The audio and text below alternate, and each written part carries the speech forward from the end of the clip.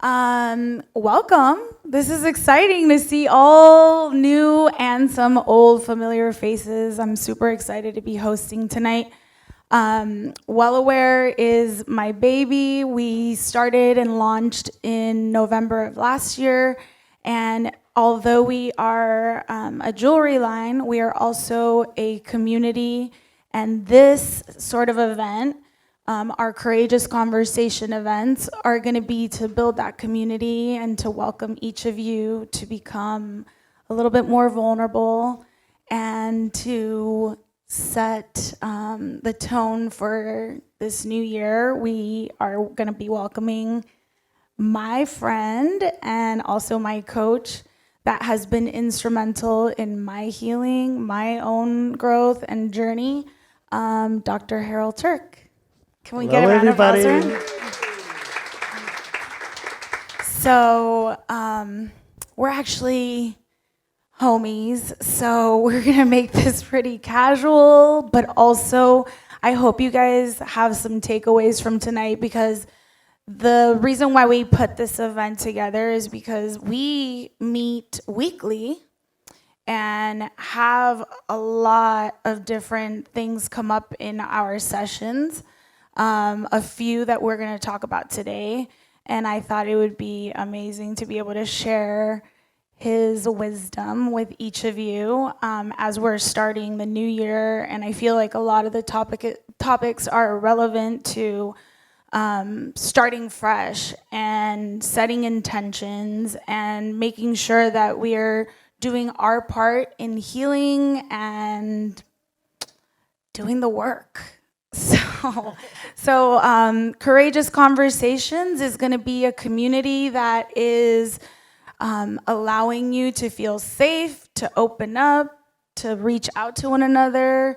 And with that, maybe learn a couple things. Yeah, let's learn a couple things. So with that, let's hear from you. Could you describe to all of my friends tonight what it is that your practice is? Sure. Well, hello, everybody. Hi, I'm Harold. I've known Maria, how long have we known each other? 4.5 years? 4.5 years. 4.5 years. Yeah. Well, so I have a practice in the Valley, and I've known for Maria about 4 years, and so I have a very unique style of practice. I'm a chiropractor by degree. That's my formal education. My informal education is a lot more extensive. So basically, my practice doesn't look like a chiropractic practice, even though that is a portion of what I do. I do a kind of therapy that I was a client of many years ago from a teacher of mine who taught me this style of work, okay?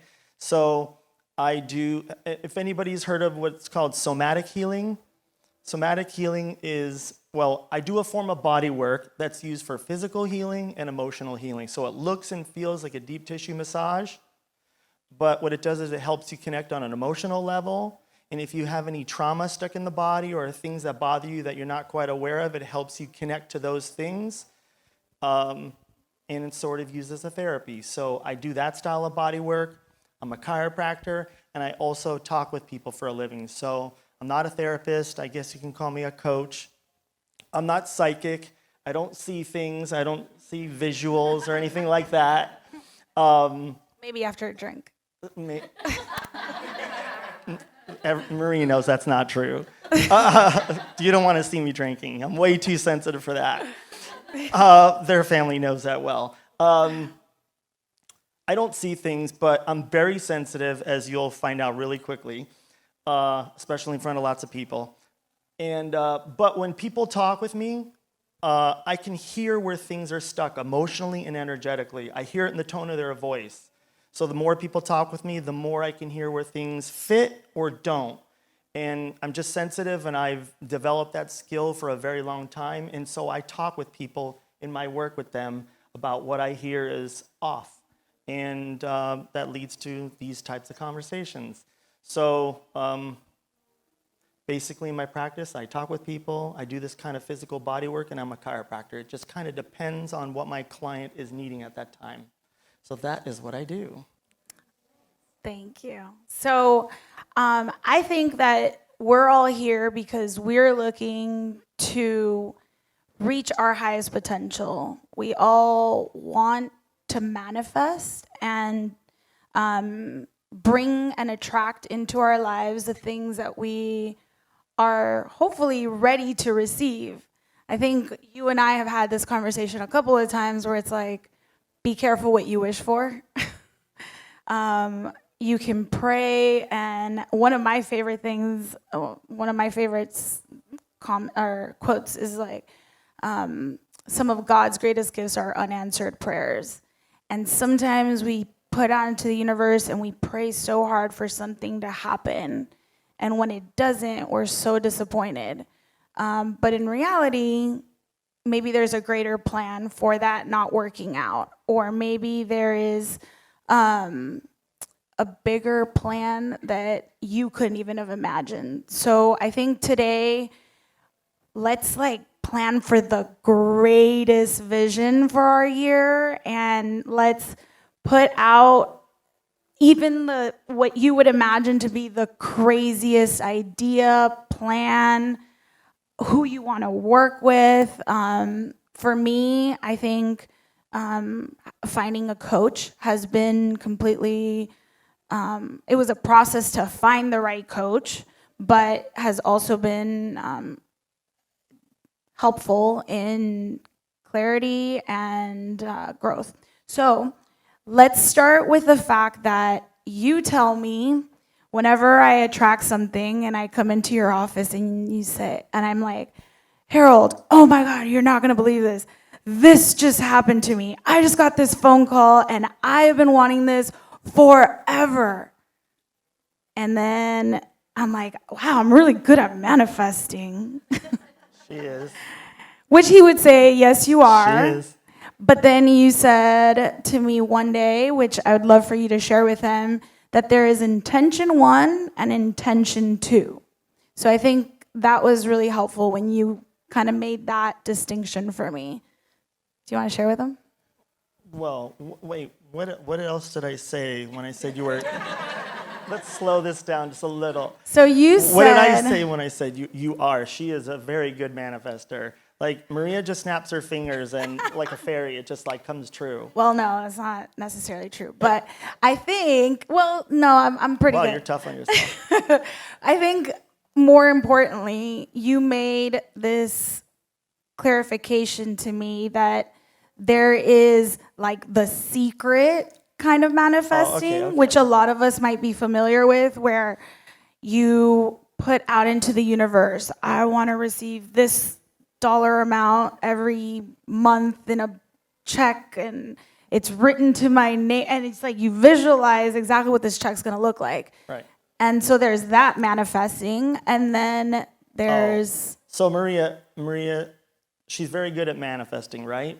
So for her, she manifests things in her life, and she has a great story recently that something happened. But there's also a great quote that says, careful what you ask for, you might get it. Right. And what that means is it's almost specifically said to her, for someone like her, where she's someone who manifests things easily, but then she doesn't realize what she's really calling into her life. So she may want something, but it also brings with it all these feelings that she never saw. And then all those feelings come and she's like, oh shit.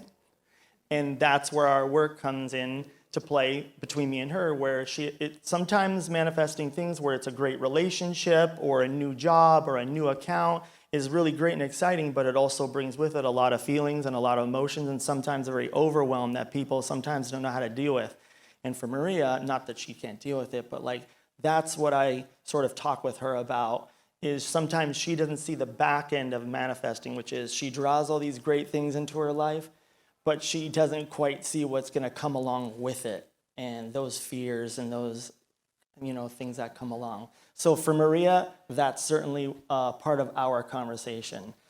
So I think along those lines also is the fact that sometimes we don't know what blocks we have and what traumas we have that we haven't healed.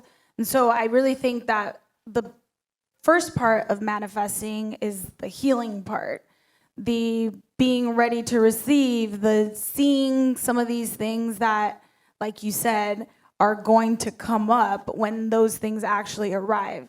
I know I would before, listen to some of these podcasts and whatnot, and it's like, well, you could make the money, but like, are you ready for that money? Like, are you ready to make the right decisions with that money? And so I think that definitely being emotionally prepared for the things that you're asking for is kind of what this conversation is about. How do you know that you have blocks? Can we share that? Like, I think that we all come from different backgrounds. We all have different stories. In your experience with clients, when are you able to see, oh, this person is blocked here? Great question. So people know where there's different areas of their life or things that they're looking to bring into their life that they're having difficulty manifesting. And it's usually in a specific area in their life. So if something's not happening, they're very clear. They're wondering, and probably for quite a long time, they're like, what the hell is happening? Why can't I make this happen?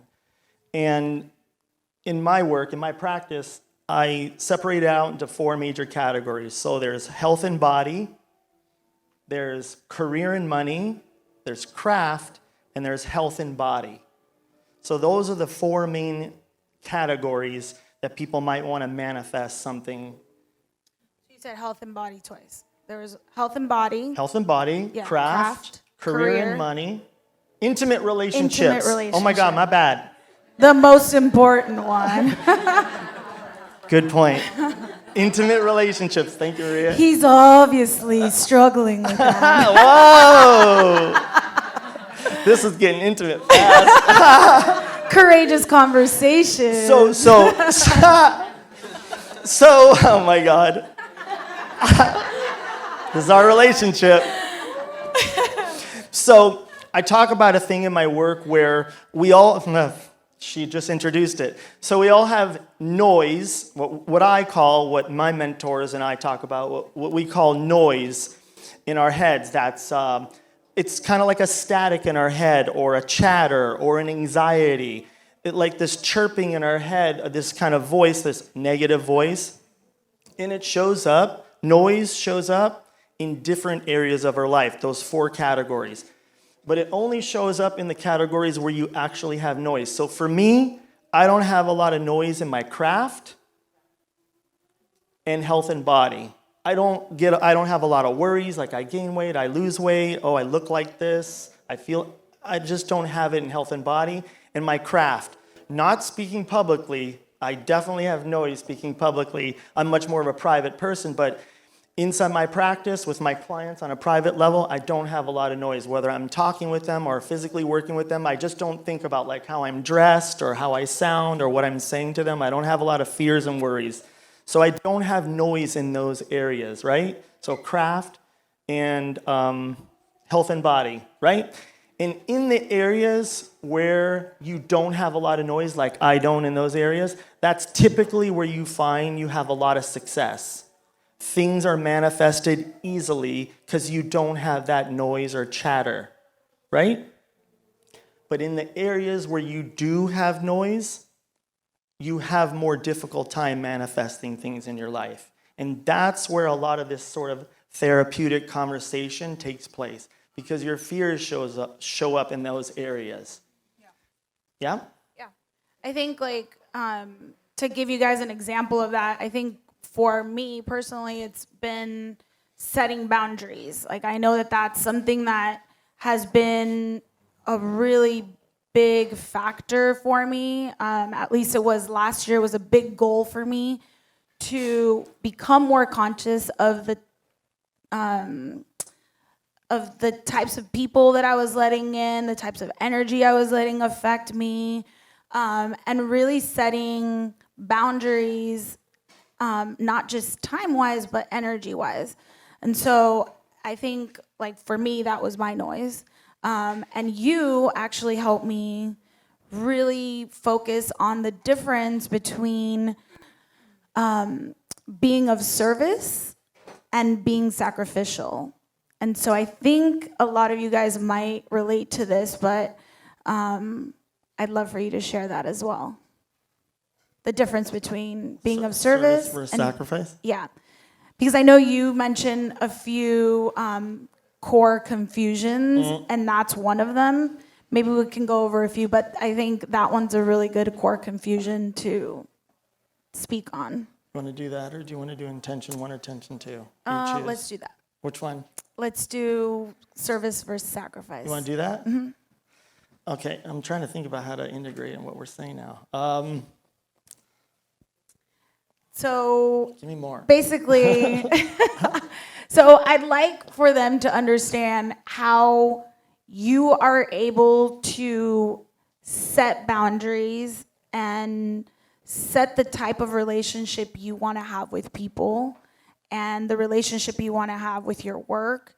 And so When it comes to manifesting? when it comes to manifesting, also, if you are a person that is typically sacrificial, how does setting boundaries work there? Okay, so we'll do it that way. So Maria's talking about, so one of the concepts I talk about in my work is a concept called, these are core confusions, okay? So for people like me and Maria, we're very service-oriented people, right? So many, many, many years ago, I have a teacher who explained this to me in a certain way, and core confusions are something looks like something, but it's really something else. So I'm a very service-oriented person, so was Maria. So when I first started, I heard this concept explained to me, and I didn't know the difference. It's kind of like having hands like this, right? And I only saw one hand. I didn't know the difference between what service was and what sacrifice was. And then when it was explained to me, the hands sort of separated. So those are called core confusions. Something looks like something, but it's really something else. So as we're talking about boundaries. Well, if you're if you're being sacrificial, Yeah. you're taking. Okay, so the difference is when you're of service, you're doing something for somebody, but you're including yourself in that activity, right? So a lot of people will do things for people, but they're not really considering themselves. You know, do I have the time for it? Does this work for me? Are they paying me? Are they appreciating it? Are they grateful? That's of service, where you're considering yourself in taking care of other people, that you're considering yourself in doing for them. When you're sacrificial, you're eliminating yourself. You're doing right by somebody, but you're not really considering yourself.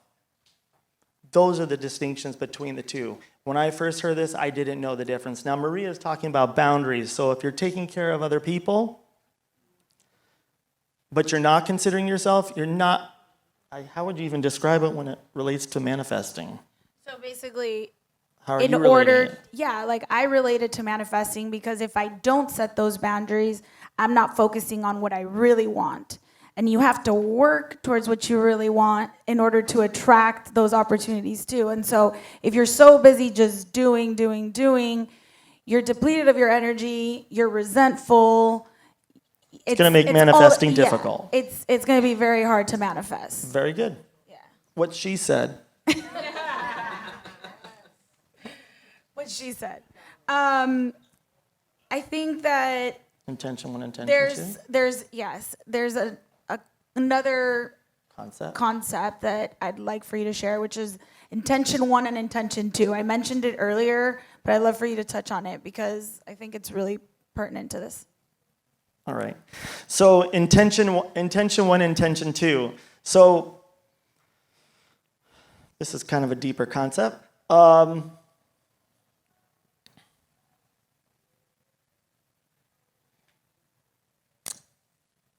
Intention 1 is something that I explained before that Maria is good at. So intention one is people who have an idea, have a vision, and they know what it takes to make that vision come true in the real world.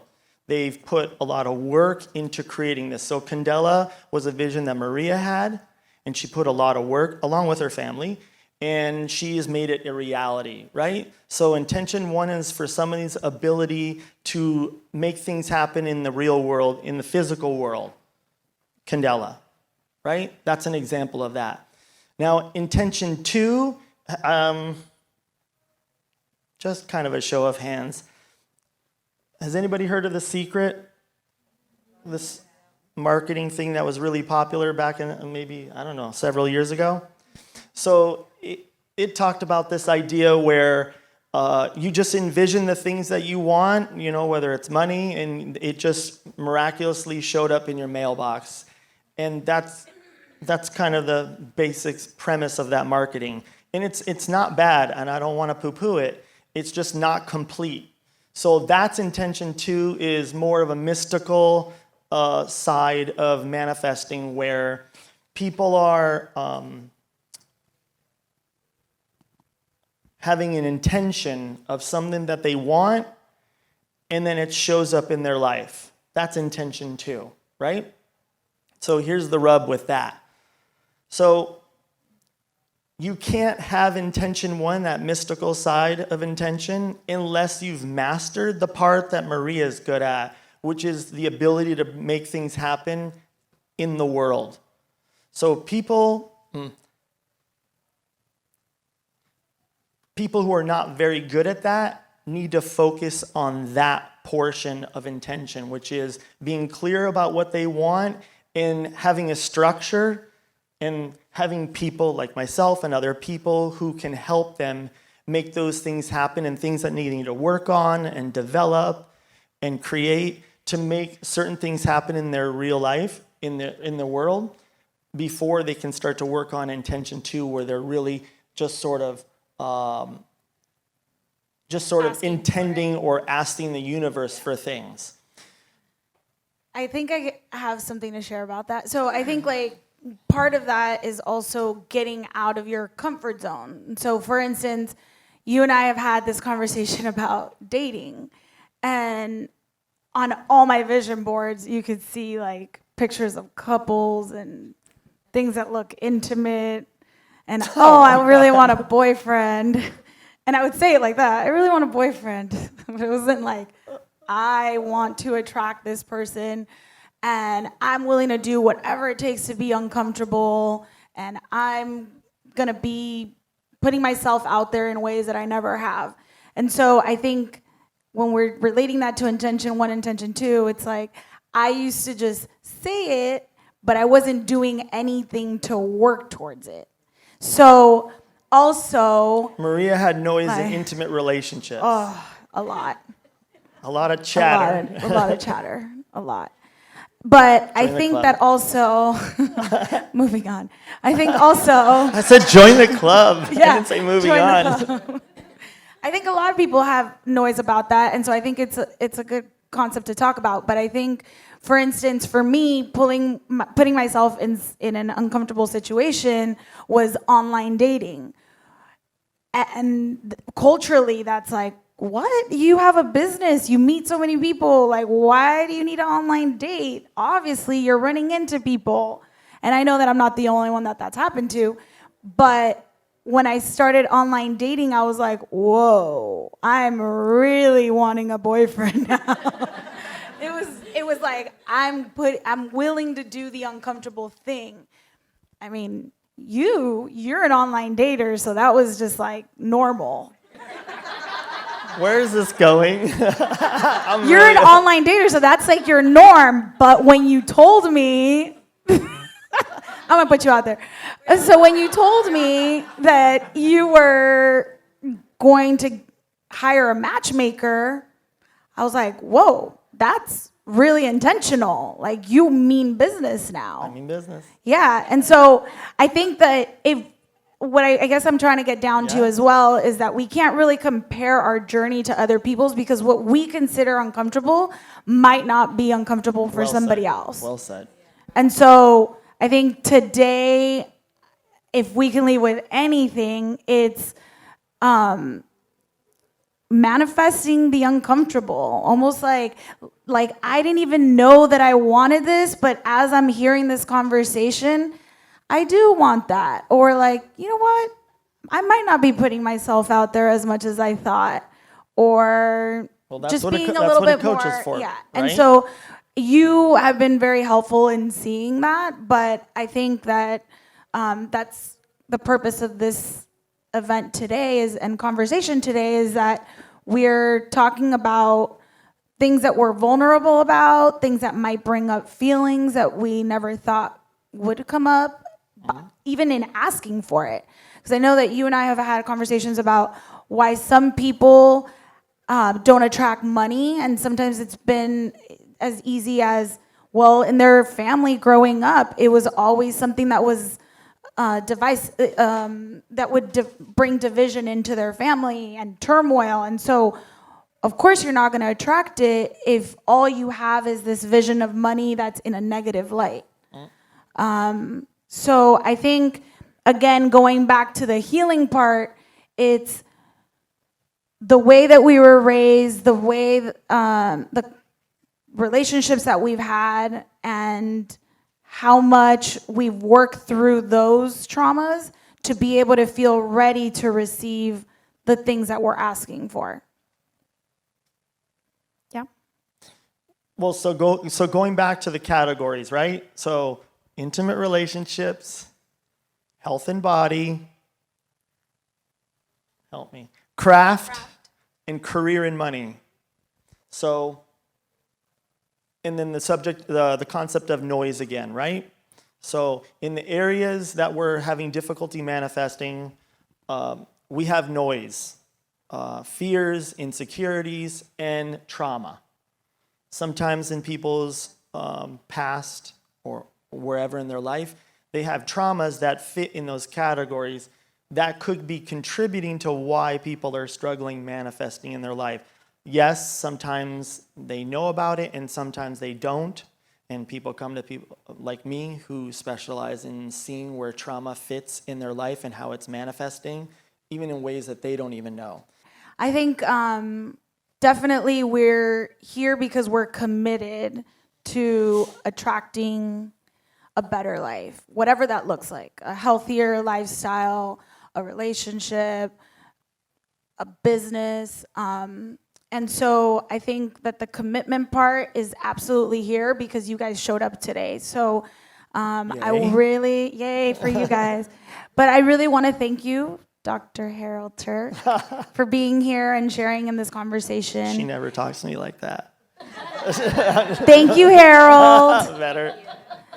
Thank you for sharing your side and your knowledge and being our first guest on Courageous Conversations. Yay. Thank you for having me.